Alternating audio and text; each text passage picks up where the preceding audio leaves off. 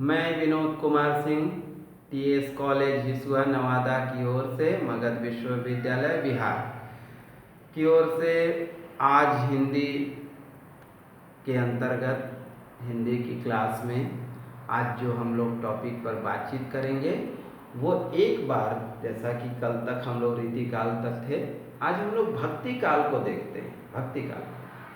भक्ति काल की क्लासेस चलेंगी कुछ दिनों तक, जिसमें आज हम लोग केवल इतना देखेंगे कि भक्ति काल ये भक्ति जिसको कि आप जानते हैं कि रसों के अंतर्गत जो 11 रस होते हैं टोटल।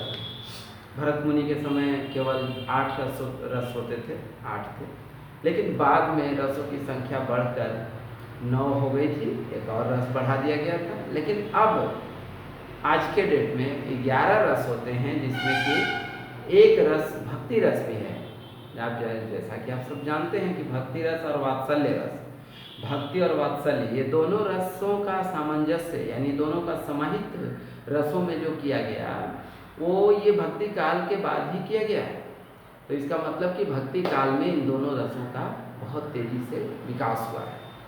आप जानते हैं कि भक्ति काल में कृष्ण को लेकर, राम को लेकर वात्सल्य की बहुत बड़ी सीमा है, और उसी सीमा के कारण वात्सल्य रस का भी प्रारंभ कर दिया गया या हो गया।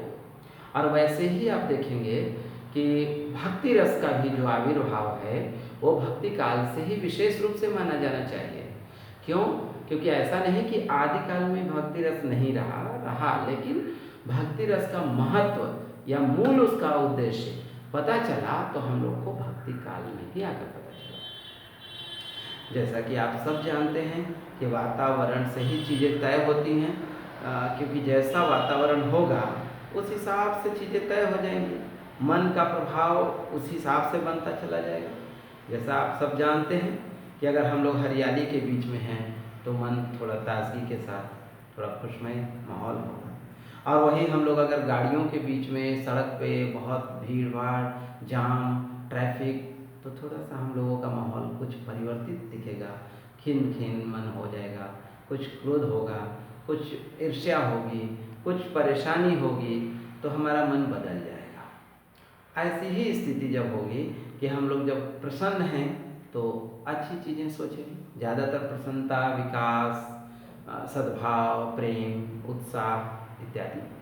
लेकिन वही अगर हम क्रोध में या किसी दुख में हैं तो हमारा मन कहीं ना कहीं कुछ क्षुब्ध होगा, कुछ परेशान होगा, कुछ दुखी होगा, कुछ नाराज़गी होगी, कुछ क्रोध होगा।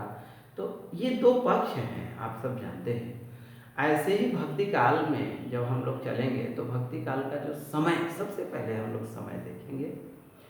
रीति काल में भी हम लोगों ने देखा था 1700 से 1900 लगभग माना गया।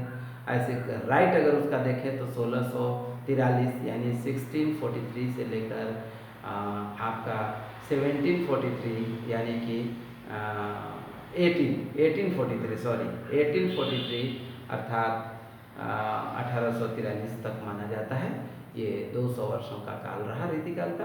लेकिन भक्ति काल का जो समय है वो आप देखेंगे कि 1375 रामचंद्र शुक्ल के अनुसार 1375 से लेकर के और लगभग 1643 तक यानी कि 1700 तक।